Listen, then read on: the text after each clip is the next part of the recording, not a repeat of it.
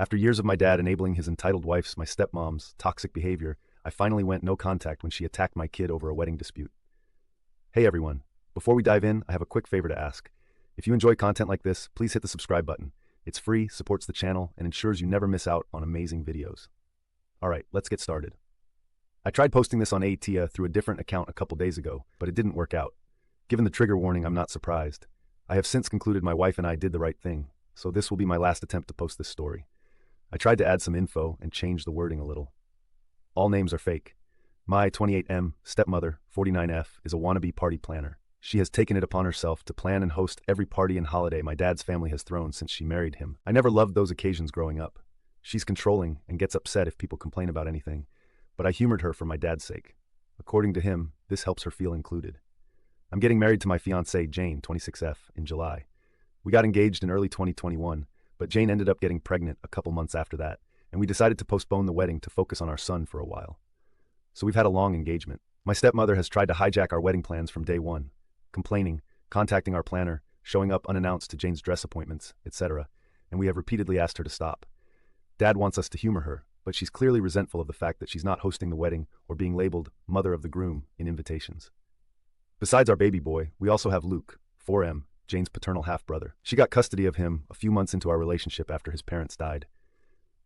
I ended up moving in with them during the pandemic and have been in Luke's life since he was a baby. He doesn't call me dad and refers to us as his sister and his OP, but we love him like a son. Stepmother, though, hates Luke. She accuses Jane of baby-trapping her way into the family.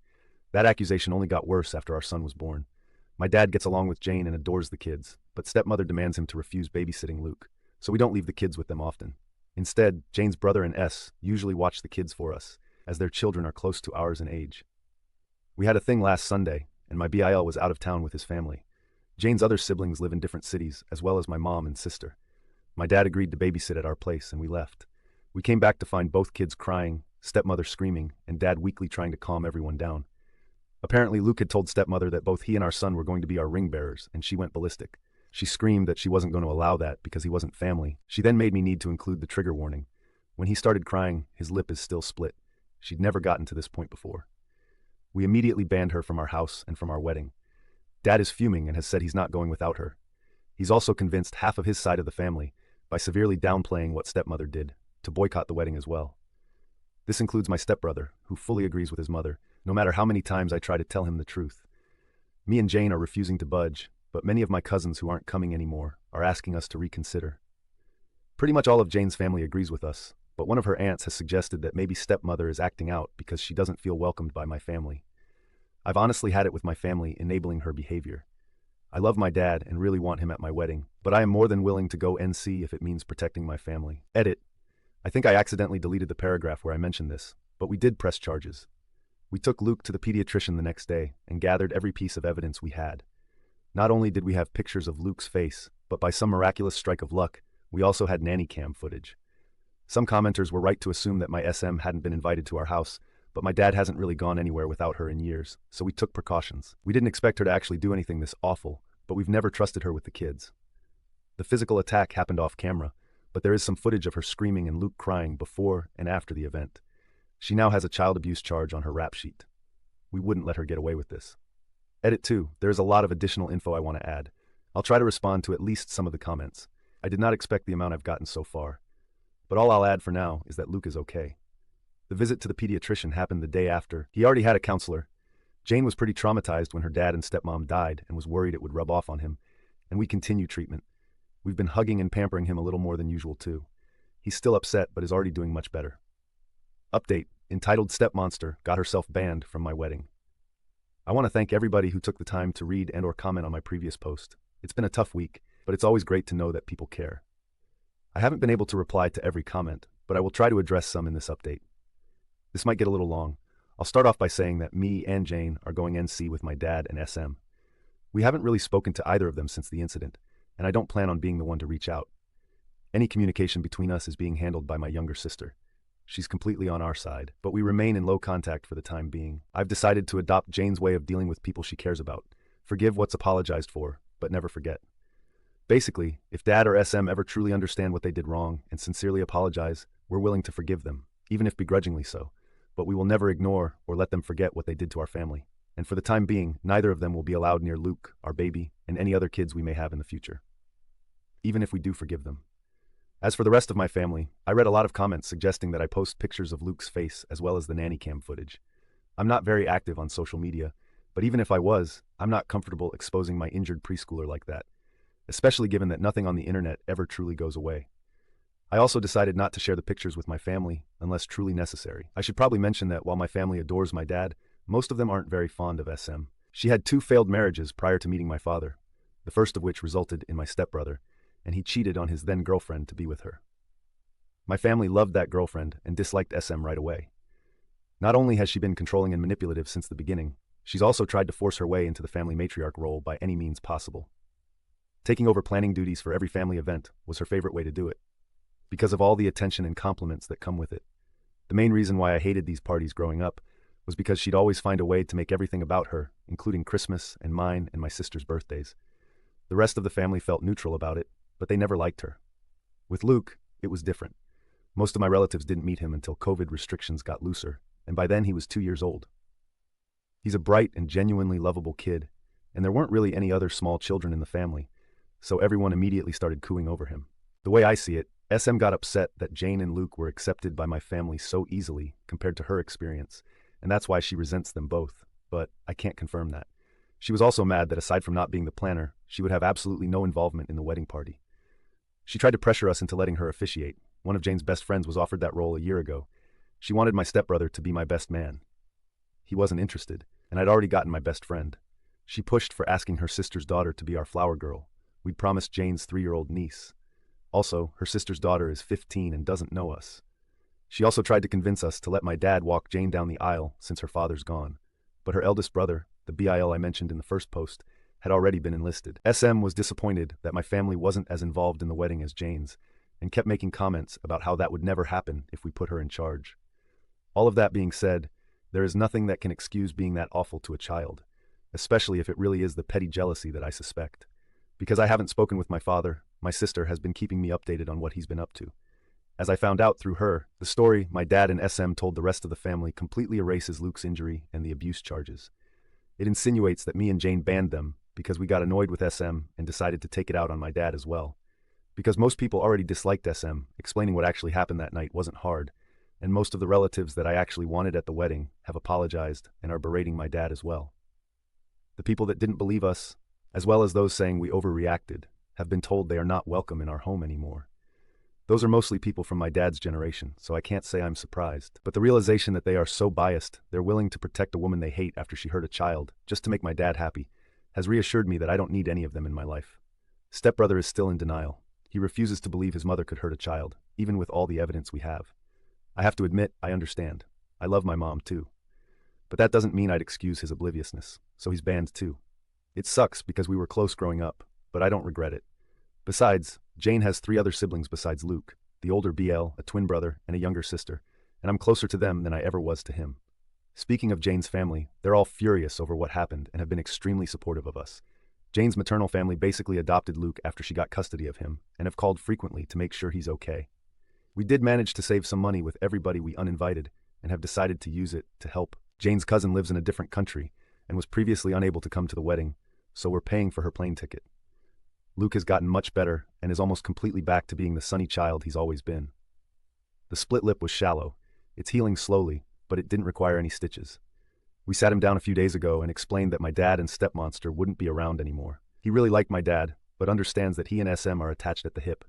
He's clearly scared of her, but we're doing our best to make him feel safe. Me and Jane have reassured him that he is family. We love him, and no one will ever change that.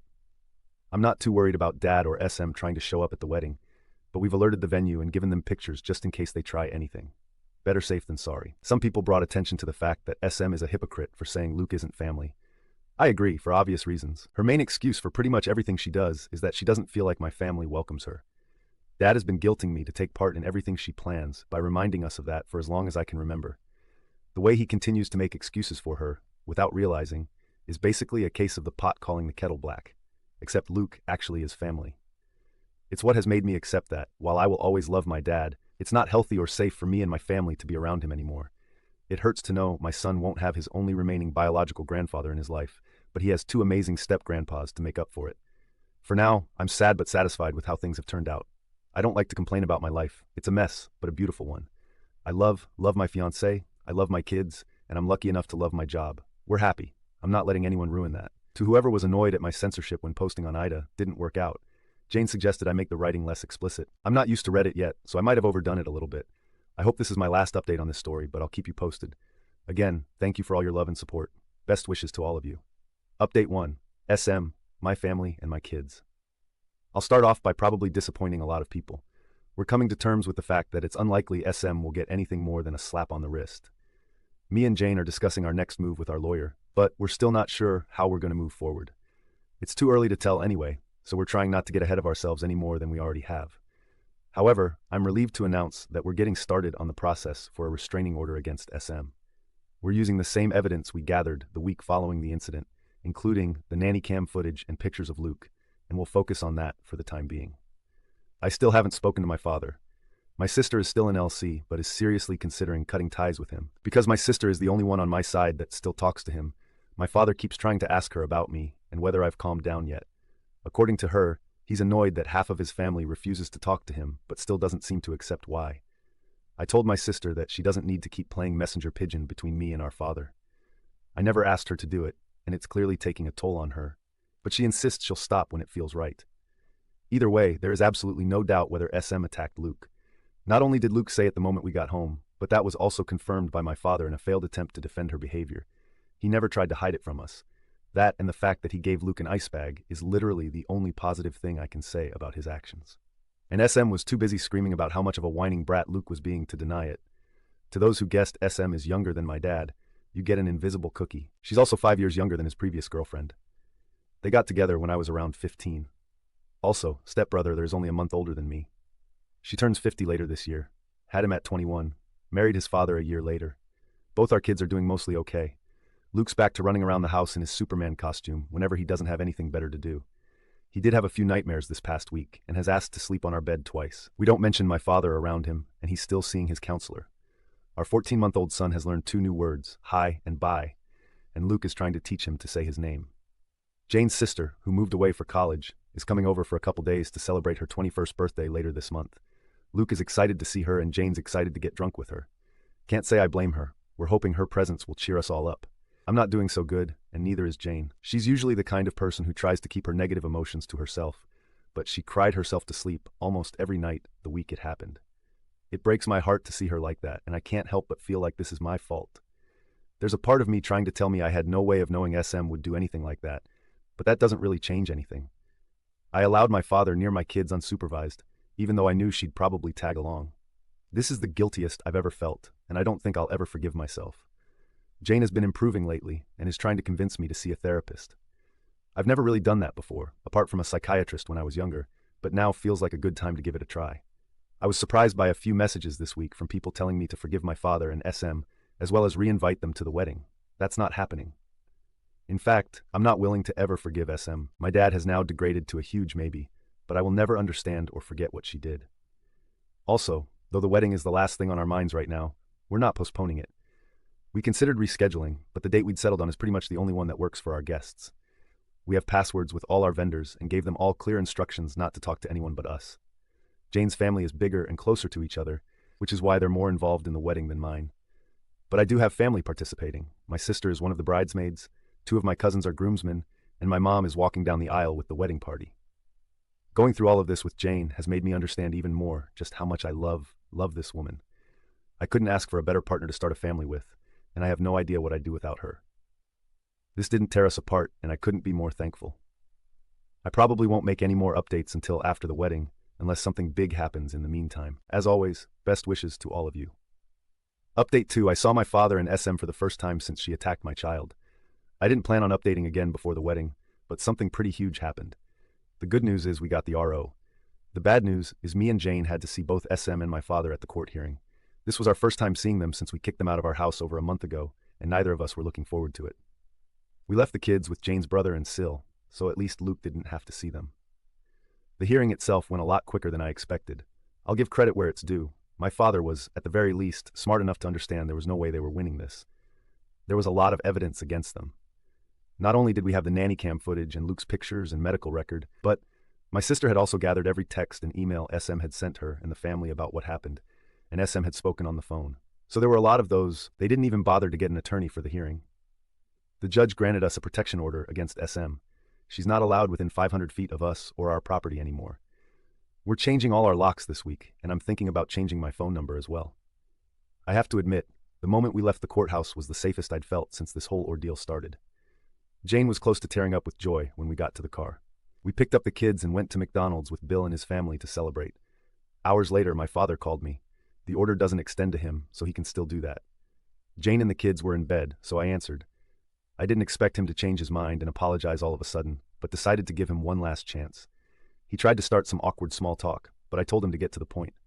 He asked me if the order was truly necessary. I stated very clearly that SM was never coming near Jane or my children again, and that I was glad. I hadn't known how to formalize that every excuse he had for SM was pretty easy to shut down, but she only hit him once. Yep, and that's enough for me. The kids need their grandma. She's not their grandma. Mom is. She's my wife. You need to respect her. She attacked Luke. She disrespected my family in my own house. I don't owe her anything, least of all, my respect. He then went on a rant about family, how much of a godsend SM was, and everything she'd done for me and my sister since she came into our lives. I replied by listing every time I could remember about her lying, overstepping a boundary, or acting unhinged around me, my family, or my sister. I brought up both my adult life and my youth. Examples included her attempts to hijack most of our milestones. Recently, our wedding plans, our son's birth, Jane's baby shower, and my sister's college graduation. Her obsession with the idea of a perfect family, and her disgusting attitude towards Luke. I also made sure to mention her habits of going through mine and my sister's stuff when we were younger. It's trivial compared to everything else, but this behavior went on until my sister moved out of their house only 3 months ago. We're pretty sure she found out about Jane's wedding dress appointments by reading my sister's planner while she wasn't home, for instance. Some of the memories I mentioned are long and hard to explain, but they did cement the fact that SM means nothing to me. He tried to go with the whole "she doesn't feel included" excuse again, but I shut him up. I said he'd had the opportunity to protect his grandchildren, but had chosen his monster of a wife instead, and that's enough for me to want nothing to do with him. I hung up without saying goodbye.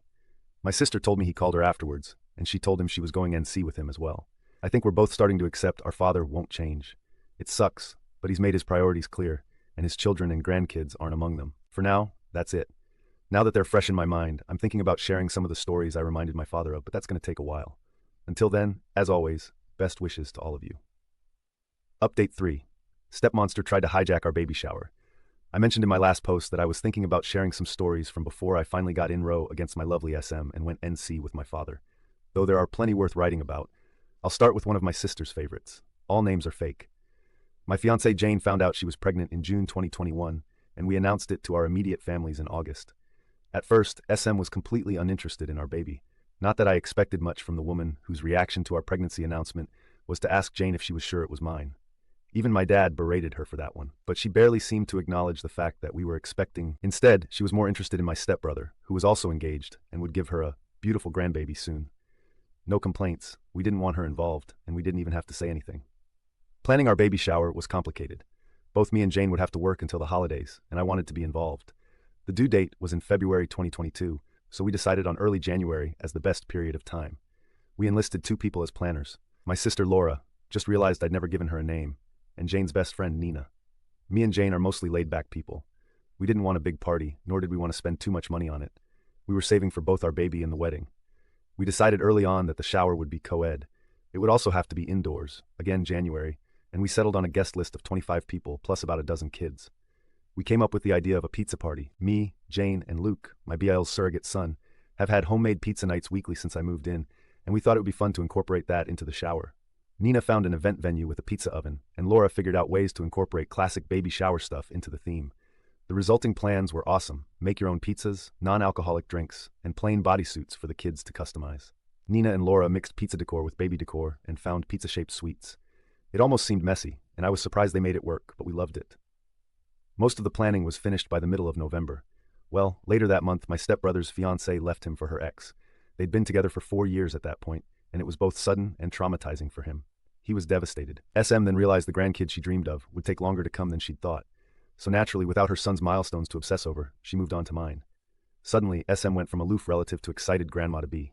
Facebook posts, tacky promoted to Nana shirts. The whole nine. At first, We were too busy finishing things up at work and getting ready for the holidays to worry about that, but it didn't take long for her to start pestering us about planning the baby shower, as well as a gender reveal. We denied the possibility of a gender reveal party. No offense to those who like them, but we don't. Plus, we had decided to wait until birth to find out the sex. SM tried to get us to find out and tell her as a Christmas present, but we didn't. We also denied her the baby shower. She told my father, and he told Laura to let SM help out with the plans. She was still living with her at the time, so she didn't have much of a choice. She called Nina, and they met SM for coffee. Though I wasn't there for that meeting, Laura told me what happened later. Before they could even mention their plans, SM started talking about hers. According to Laura, she pulled a shockingly thick binder, complete with the words, "Oh baby" on the cover, colorful tabs, and pieces of fabric poking out from her bag, and skipped to the shower section. It was short compared to the rest of the binder, but still long, and it was all to describe her one and only baby shower project. Laura sent me pictures, and oh boy, I'll give her this. It looked like the most Instagrammable baby shower ever.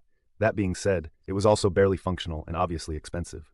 There were balloons, oversized teddy bears, giant alphabet blocks, and cringeworthy signs everywhere. SM was going for pretty over-cozy, with uncomfortable chairs and some fancy food ideas that didn't look edible. Most of them had soft cheeses, which Jane couldn't eat. The color palette was just 3 different shades of pink with gold accents. We'd be fine with a pink baby shower if it at least tried to mix things up a little, but SM's pictures looked like Barbie had puked all over Hello Kitty's birthday party. When Nina tried to remind her that we didn't know the sex, SM said she just knew that it was a girl. Spoiler alert, it wasn't. SM also wanted an all-female, child-free party with fancy caterers and alcohol. She had written down a guest suggestion list containing some of her closest friends. Neither mine nor Jane's moms were on it, and she planned party games no one had any interest in trying out. Basically, the only thing everyone could agree on was to hold the party indoors. Laura and Nina weren't given an opportunity to show her their plans until she was done. Once they could, they explained that while they could find a way to incorporate some of SM's ideas, they'd already settled on the pizza theme. She tried to protest, but Laura stated that it was kind of them to even offer that, as the shower was a month away and we'd already greenlit their plans. SM even called me to try to get them to change their minds, but I just repeated their words. My dad had found out he couldn't come to the shower, so he didn't get a say in anything anymore. The holidays came around and the subject was dropped. SM seemed to be okay with the pizza party. Nina managed to pair some of the pink decor she'd wanted with matching blue stuff and even added one of the huge teddy bears. Fast forward to a week before the shower. Jane was almost 8 months pregnant. Everything had been bought, all guests had RSVP'd, and pretty much everything was ready to go. The shower was set to start at 7 p.m. SM offered to get to the venue earlier to prepare everything. Laura agreed, mostly because she knew SM would complain if she didn't get to do anything. The venue even let them drop off their decorations before the party. Me and Jane promised to get there at 6. 2 days before the shower, however, the venue called Nina. They told her that SM had stopped by to drop off large, heavy boxes of what she called a little surprise for us. She'd informed them that she planned on showing up at 3:30 p.m. to start setting it up. They were calling to reinforce that the venue was only booked past 4 p.m. SM almost threw a tantrum when told that. All of the decor was still at Nina's place, so she called Laura to check if they'd left anything with SM. Thankfully, my sister is both smart and used to this, so she drove to the venue the next day and asked to see SM's boxes. She told me she wasn't even surprised at its contents when she opened them, but was still shocked at SM's audacity. All of the boxes were filled with pink, frilly decorations. Some of them seemed to be the exact same items SM had initially shown Laura and Nina. The signs, the balloons, the placemats, everything. Laura realized that SM intended to get to the venue earlier, to set up the baby shower she'd planned, and pretty much force us all to party in Barbie hell with her. She called Nina to figure out what to do. Neither of them could come at 4 p.m., so it was almost inevitable for SM to get her way. The most obvious solution they came up with was to throw everything away. But Laura had a better idea that night. They called me and Jane. Hey, want to destroy a party in 2 hours? Laura got home and invited SM to go to a salon with her, lying about having coupons. SM agreed, and they planned on going right after SM was done preparing the baby shower at 4 p.m. The next day, SM got to the venue. She was done setting things up by 5. I'll admit, the woman is fast, and she quickly left to meet Laura at the salon. Once they were together, Laura texted Na that the coast was clear. At that, me, Jane, and Na went to the venue. Sure enough, SM had prepared her party. To make this shorter, I won't describe it, but I will say it was so pink it almost gave Jane nausea. For the next 2 hours, Laura distracted SM at the salon while the 3 of us quickly took down every piece of decor SM had put up and replaced it with the pizza party stuff. We set up the activities, made up the tables, and put every pink item we found back in M's boxes. It was actually really fun. We were done only minutes before the shower started. A handful of guests arrived before SM did, so I barely saw her all night. Laura told me that when they got there, SM's jaw dropped as she tried to make sense of what had happened to all her pink decor. My sister just smiled, whispered, "Nice try," in her ear, and went to help Luke customize a bodysuit. Overall, the baby shower was everything we'd hoped for. Our friends were there, people had fun, and we had a ton of pizza. So I didn't really care that SM spent the whole party literally sulking in the corner. Nah, did catch her trying to put little pink bows on top of the cupcakes, but she quickly shut that down. I give Laura and Nina full credit for saving the day. SM's interest in our baby quickly died after that. She stopped wearing her Nana shirts, didn't come to see us at the hospital when he was born, and refused to even acknowledge that he was a boy until she met him weeks later. Up until we went NC, she was a very loose definition of the word grandmother. I couldn't be more grateful. My son will never know her. Edit. The baby shower was at 7 p.m. because it was the only time that worked for everyone. That included the venue, because it was booked for the morning and we needed time to set things up. Luke was the only small child there. All the others were at least 9. Most of the parents there left early on too. Also, though it wasn't child-free and we were prepared for everyone we'd invited, not everyone on the guest list was able to come. Update. For Stepmonster is gone, and I think it's for good. After being engaged for over 2 years, me and Jane finally got married last Saturday. We're still getting used to calling each other husband and wife, but we'll get there hopefully. The wedding was awesome. The kids had fun, our extended families finally met, and we danced so much I could barely stand the next day. Luke took his ring-bearer duty seriously and held my son's hand as they walked down the aisle. Besides my aunt getting shit-faced and being let out on a wheelchair, which I already thought would happen anyway, everything went according to plan. It's been 4 months since we got the RO against SM. Things have been mostly quiet, and I wouldn't have it any other way, except completely quiet. But we can't always get what we want. I never really worried about SM showing up at the wedding, especially after the RO. It's literally illegal for her to come close to us, and we made it very clear that if she tried, we'd call the cops right away. My friends still warned me to take safety measures, most of which I did. SM didn't show up, of course, but I'm a strong believer that any money spent on security is well spent, so no regrets on that end. My stepbrother and I wished each other happy birthdays, and he also texted Jane on hers back in June. That's the only contact we've had during these months. He knows that the door is still open if he wants to apologize. My dad has given up on trying to reach me. We haven't spoken since April. He's still trying to talk to my sister for some reason, but she's ignoring him. A few days after she went NC with him, they had a huge fight over the phone about SM's treatment of us over the years. Insults were thrown. Sore subjects were brought up. And most importantly, my father took SM's side on almost everything. My sister called me crying afterwards. I wanted to call him and yell at him, but she told me not to. She's doing okay now. She hasn't blocked him but doesn't take his calls or answer his texts. She's only gotten 3. A weak apology, one on my birthday back in May, and a long rant after neither of us wished him a happy Father's Day. After all, despite our differences, he's still our father.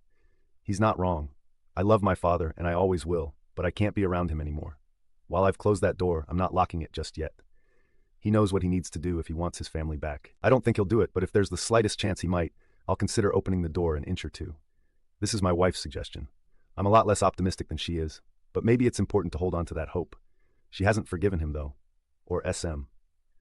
Jane has always been very protective of Luke, so it was no surprise that this disaster shook her. A part of me was scared she'd blame me, but she called me a dumbass when I told her that. I've been in therapy for a few months, and it's helped a lot more than I thought it would.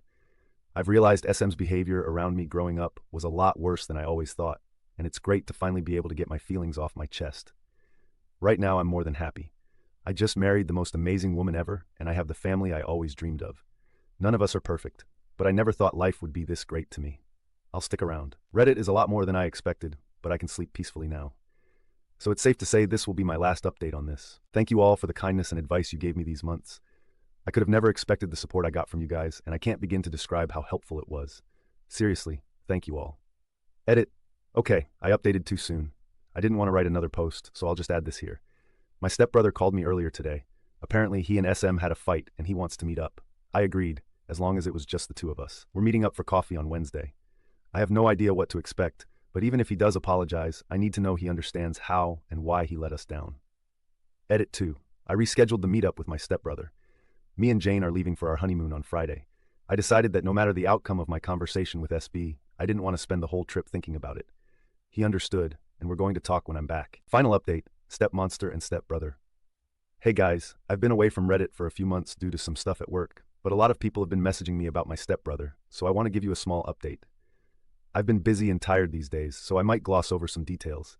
Feel free to ask me anything. I first met my stepbrother for coffee back in August. He'd had a fight with SM, and the RO was brought up. She'd lied to him about some details, accusing Luke of picking on my baby, bad-mouthing Jane, and more. But this time, he managed to force her to tell him the truth.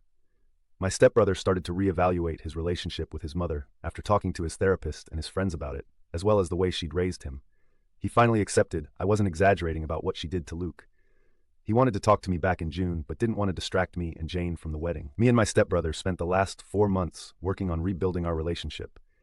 We've been meeting for coffee or lunch and discussing his mother and what she did to our lives and my kids. Jane started joining us in October, and the kids saw him again for the first time 2 weeks ago. Things were awkward between us for a while, but we're good now. He's also making amends with my sister. In early November, he completely cut contact with SM, and the kids are doing amazing. Luke turned 5 in September, and our baby will be 2. Holy crap, in early February.